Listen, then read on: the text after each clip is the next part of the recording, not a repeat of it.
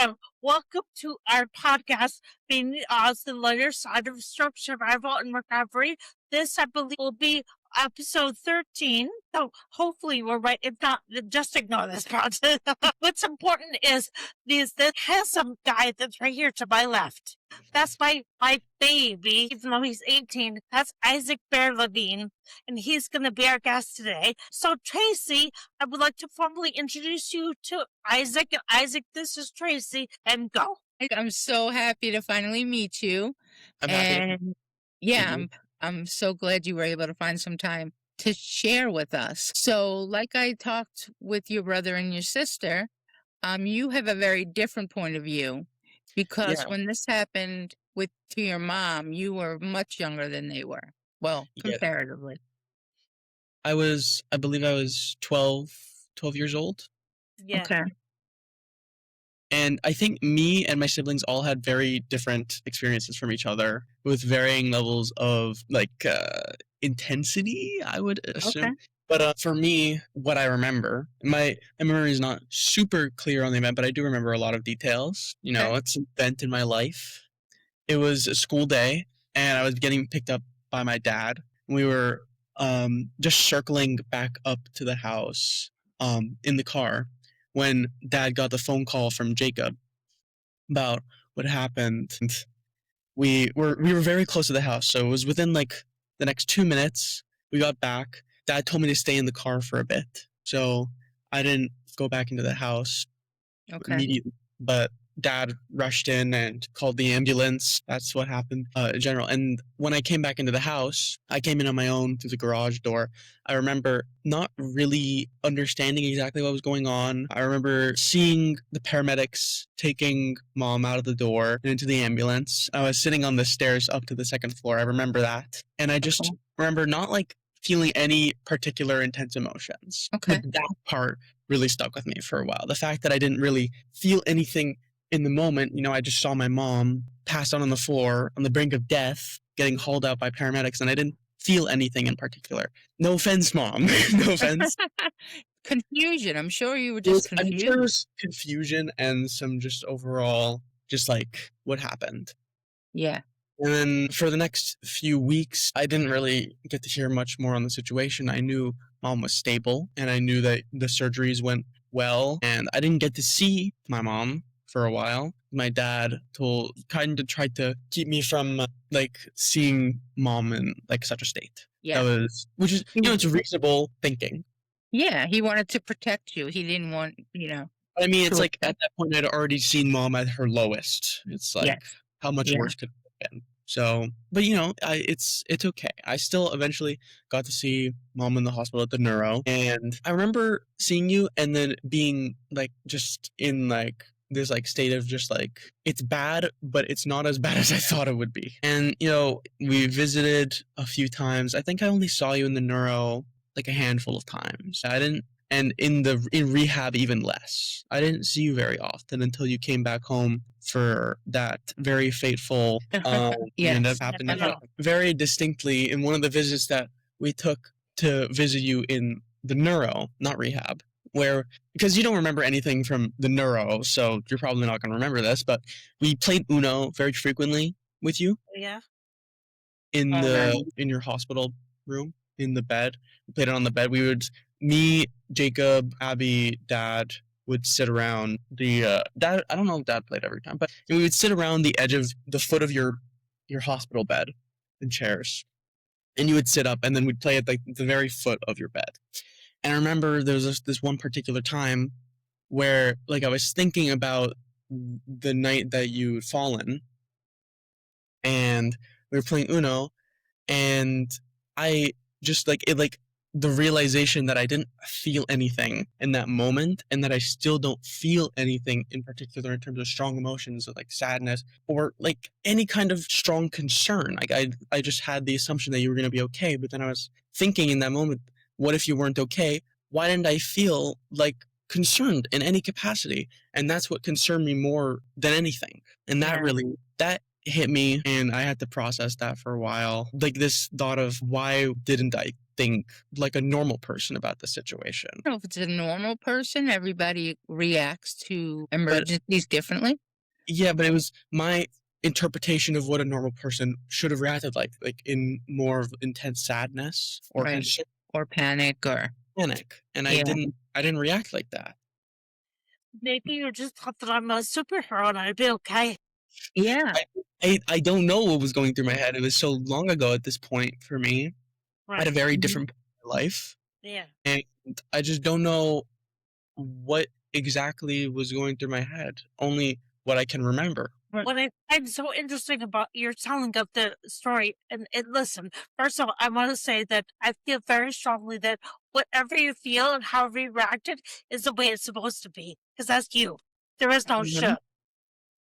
And Exactly. there's zero judgment. If I'm not judging you and it's about me, then nobody else should judge you. Oh, Yeah. what I find really interesting is that you started the story in the car with Dad. And I know for Dad and for me, the story with you begins with I was supposed to pick you up and I didn't show up.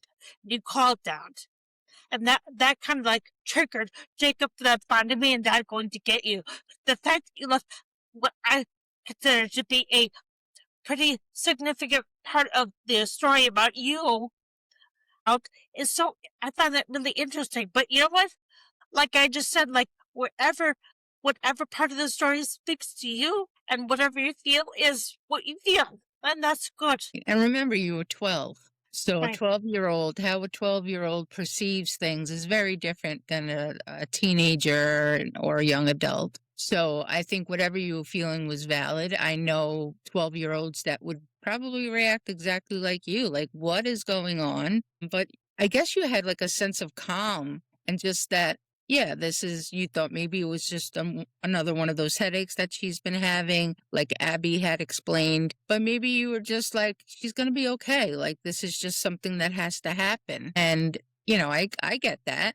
Can I you think tell me? Go ahead. I'm sorry. yeah, I think I was really thinking was more along the lines of she's going to the hospital, but she's probably going to come back tomorrow morning, something like that. But yeah, Can you tell me about when your mom came home and what you found different and what you were feeling, if you can remember what that was like? well, I remember having this feeling of like, I mean, this sounds kind of bad, but like this kind of like senseless optimism that mom would be able to walk and run and drive perfectly again, like within a Right. year or 2 years, and Right. that it was just a matter of time, and that I didn't understand or grasp, but I didn't understand what a stroke really does to someone. I didn't grasp how much this was going to permanently change all of our lives, especially my mom's. And I just, I was trying to live through it as if nothing had happened. And I don't really know how I eventually grasped how the rest of mom's life was going to be in this kind of permanent state Right. of improvement, which Right. doesn't, don't get me wrong, is great, but also it's crawling back up and it's just, I don't know what I was thinking when I realized that eventually. That I don't remember. Okay. Can So I can I go ahead. just comment when you said senseless optimism? I don't think optimism is ever senseless.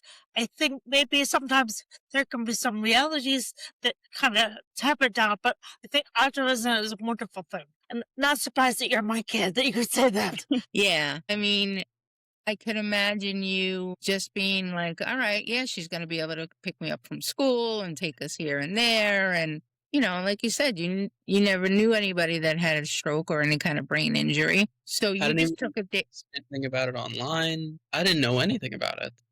Really? Okay. Well, a 12-year-old shouldn't, I don't think, thank Right. God, some 12-year-olds don't have to go through it. But were you able to see your mom's progress little by little, or did it take a really long time? In the beginning, it was much more rapid. The development that's, I think, kind of what fueled that optimism in me that it was going to be all okay very quickly because mom went from being in a wheelchair to walking with a walker to walking with sticks to even walking unassisted very briefly within like a few months. I think it Wow. was all of that within a few months. And like that would give me that kind of vision of mom being in perfect working capacity Right. then. But yeah, it was still amazing, like almost like super like kind of rehabilitation back from not being able to walk at all to walking even with assistance is it's massive within a few Yeah. months. Yes, absolutely. And your mother is so strong and she's so determined. So that had a lot to do with it, I'm sure. And the fact that you were all together during the pandemic, I think that that may have had a lot to do with it. I think that may have been easier for you, Bren, that everybody was with you and you weren't, watching them go to school or go to work. And then you're there thinking, alone with your thoughts and, who knows if what you would have been feeling. So I think it's a good thing that the pandemic happened and you were all able to be together for several weeks. So, I actually joked several times, like if I need to stop, then the whole world needs to stop. The challenge was when things picked back up and the world got going. I didn't pick back up. I was still right. so my kind of experience that everyone was feeling in the pandemic was much more delayed. Yeah. And there's a lot of things that have been really amplified by my own experience. And I think that, Trey, what you just said about being able to be with them, absolutely. Overall, it was positive. I think that I was also bearing witness to the fact that poor Isaac here was online, and we know that that wasn't good for any kid, let alone Right. a 12-year-old Right. whose mother had just had a hemorrhagic stroke. Like, it was not a good thing. Mm-hmm. I recall also it wasn't Isaac specifically. I think it was probably Abby. But the first time it was like the very, very typical kind of like just snarky response, like talking to the mom. I was like, okay, they just see me as their mom. They're not seeing all the effects, Right. which to me was really wonderful. Because I don't know about you, but for me, anytime I have a little snippet of normal, Mm-hmm. it's so good. Because Yeah. I want us to just be like everybody else. Absolutely. I get that completely. So I imagine that you just needed to do a lot less and the kids had to do and Jay had to do a lot more. And that must have been a shock to the system, huh, Isaac?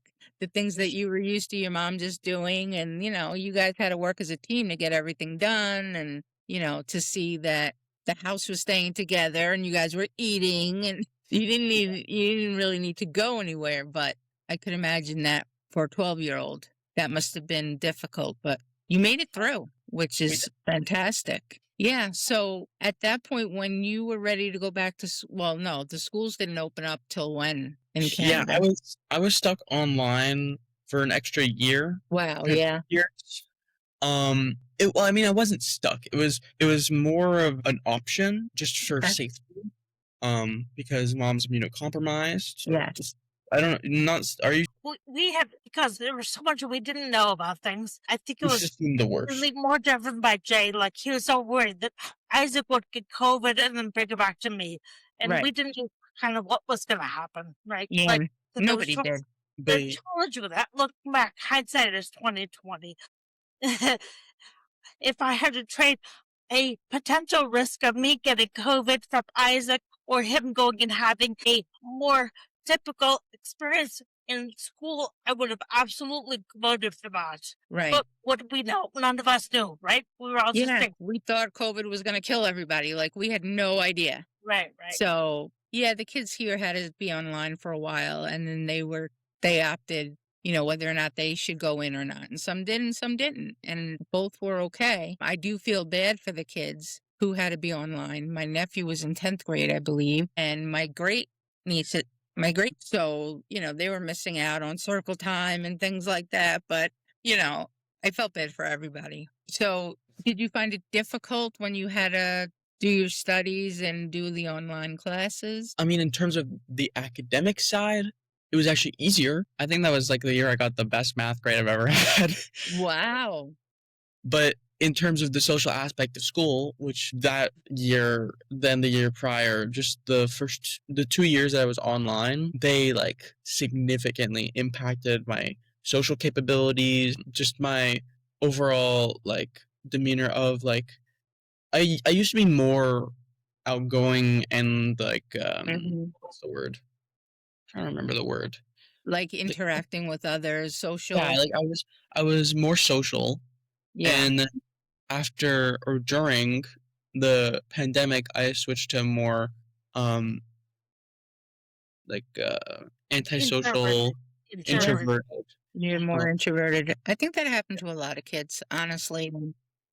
yeah, the oddest thing about it for me though is when I was with, not so much anymore. I've kind of recovered a little bit, not entirely. I'm still a bit of a introvert, but I'm not antisocial. When I spoke in person with people, I would have trouble talking to them, getting uncomfortable. I developed this kind of like small, not fear of crowds, but when I'm in crowd, this still affects me now. When I'm in crowds or in large groups where it's like loud, this might be an ADHD or a neurodivergency thing, but it only started affecting me after COVID, so that may Right. have kind of activated it, Maybe.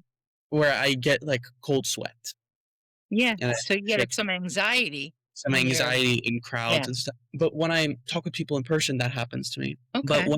when I would talk to people on video or in a voice call online, I would speak like how I used to people in person. Okay. Antisocial me. And that, like, the difference between me, not again, not so much anymore, but at that point when I went back to school, like my friends saw the demeanor shift between me in person and me online. Right. And I saw it myself and I wanted to change it, but you can't change that stuff so quickly. And that honestly continued to affect me through the rest of my high school years. Mm-hmm.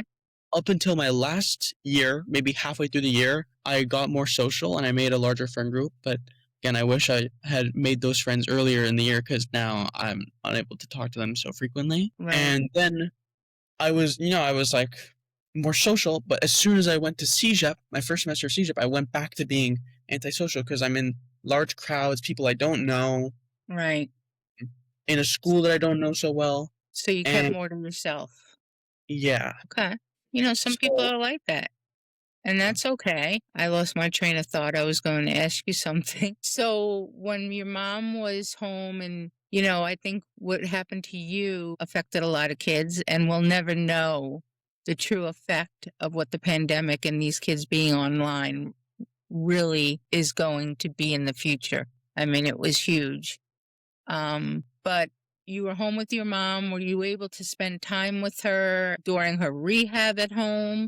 I did not as much as I should have because I was home with my family, but I wasn't really present. I was spending most of the time in my room online. I was playing video Right. games. Again, I was antisocial in school and at home. I didn't really talk that much to people during the Okay. pandemic.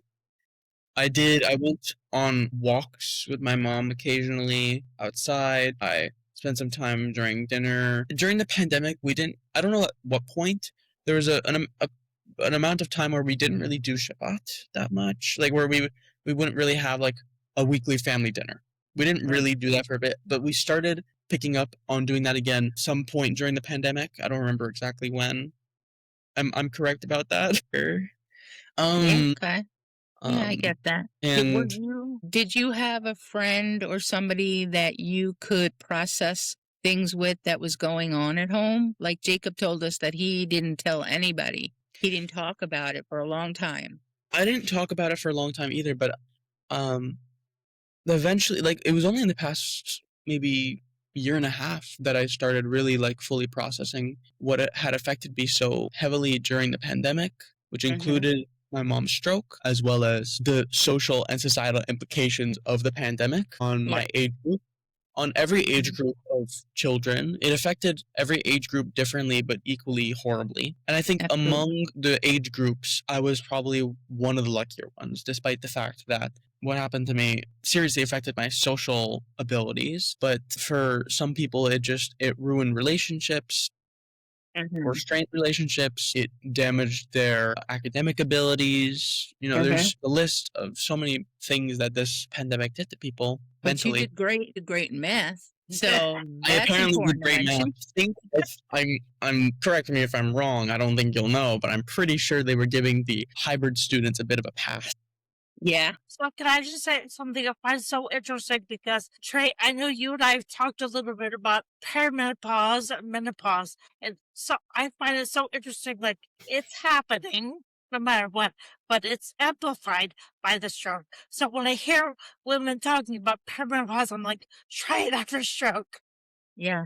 Yeah, it So affects us much differently. the reason I'm bringing it up is because Isaac, the whole world dealt with COVID, but you dealt with COVID plus your mom having a stroke. So you dealt Yes. with both things. So it was, and who knows which amplified more, but they both happened. And you were 12. So Yeah. You had the trifecta. I mean, how you dealt with that, any way you dealt with it was good. You know what I mean? So I hope you don't look back and judge yourself too much because 12-year-olds do 12-year-old things. And then on top of that, you were thrown into a pandemic and then dealing with the stroke. So, I think you handled it very well for being 12.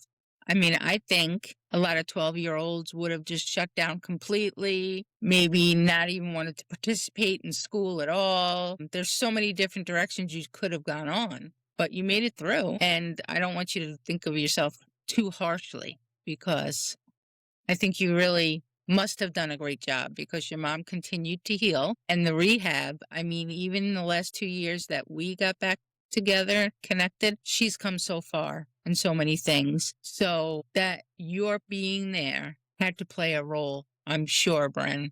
Correct me if I'm wrong, but Isaac being there, absolutely.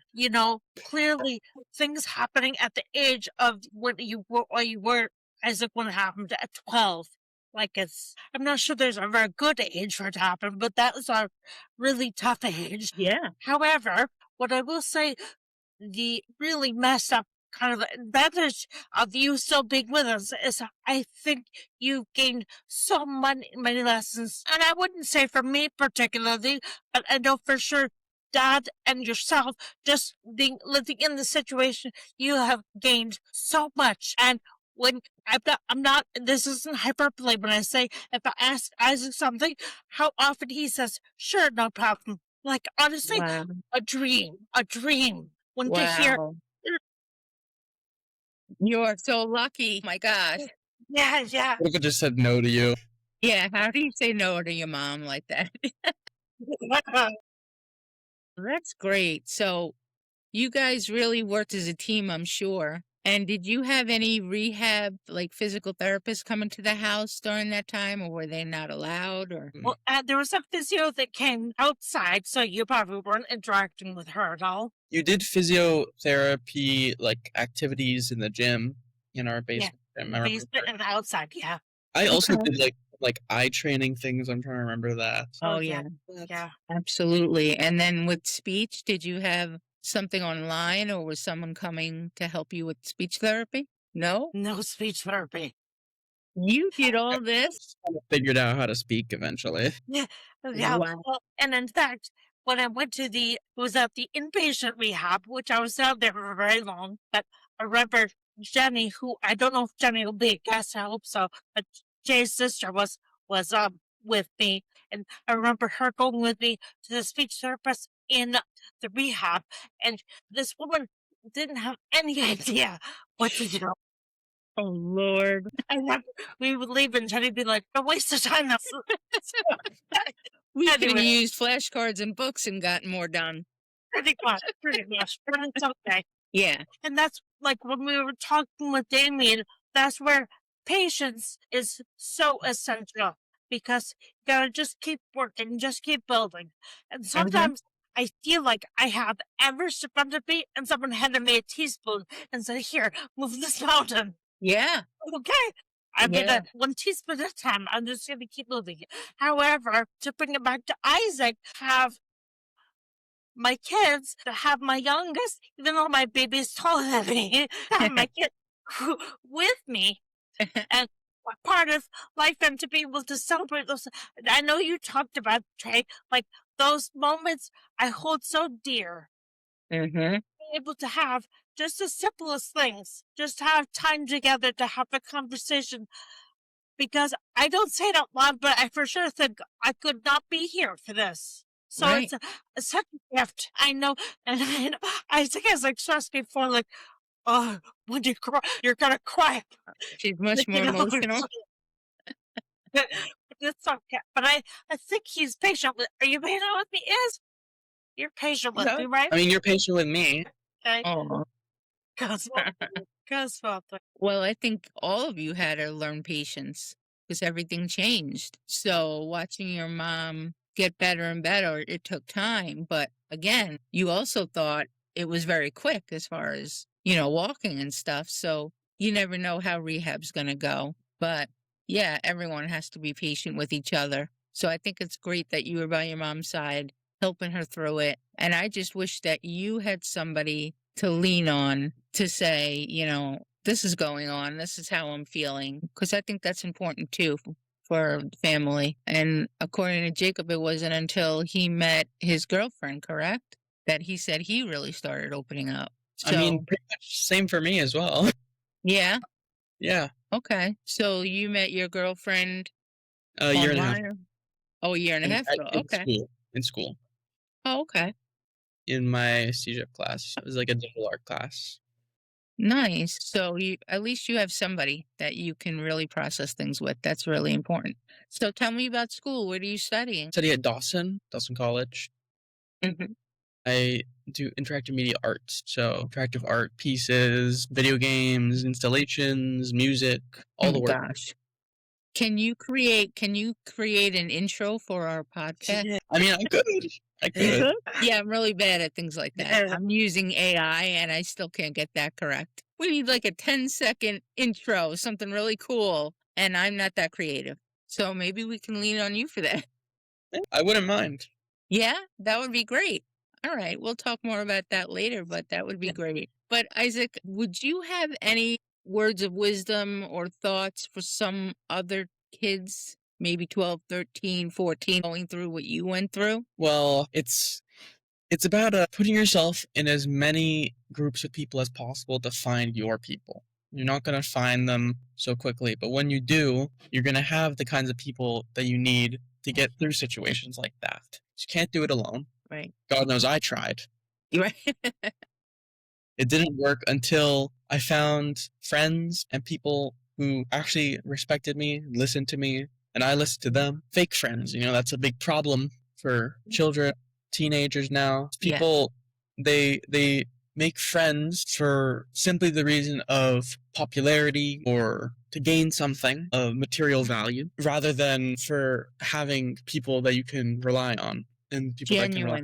Genuine people that you can lean on and trust. Yeah, Mhm. Jacob had a very similar tip as far as don't open up and seek out some support. And he had wished he'd done it earlier as well. But yeah, I think that's very important for every kid or everybody Yeah, dealing not with just what about this you kind dealt of with. situations, about anything, because there's lots of situations that children that my age were go through on a daily basis that can affect them so deeply like this. And you need to have a support system to rely on. And if you don't have a reliable one, then you're just going to fall deeper into the cracks and you're not going to be able to recover as easy. You're right. So, like my brother said, can't wait. And you have to make sure you have the right people in your life. And you need to know how to push the wrong people out. Yeah, that's hard for a lot of kids, I think. Yeah, It I do.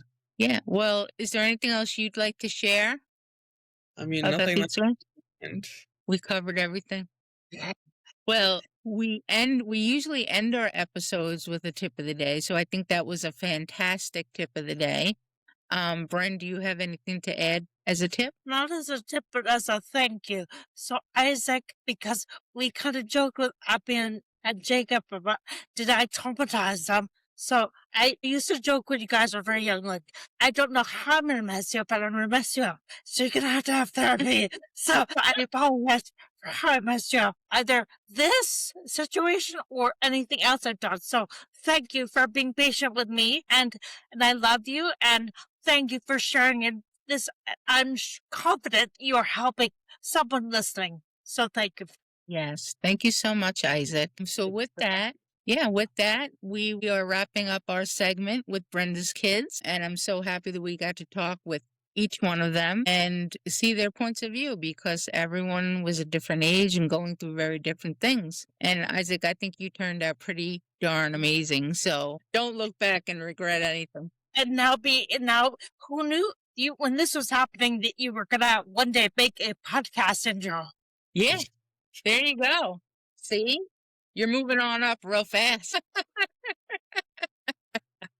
Well, thank you so much, Isaac, and I wish you well. And is this the junior college, and then you're gonna go to university? Okay. Yeah. We'll call it. Well, it's CEGEP because it's Quebec. So Okay. I'm going to So call it, high school, and what's next? Yeah. Okay. All and then right. maybe uni afterwards. Who knows? We'll see how it Okay. turns out. Great. Well, thanks again, and good luck with everything. Thank you. Take care. You take care as well. Okay.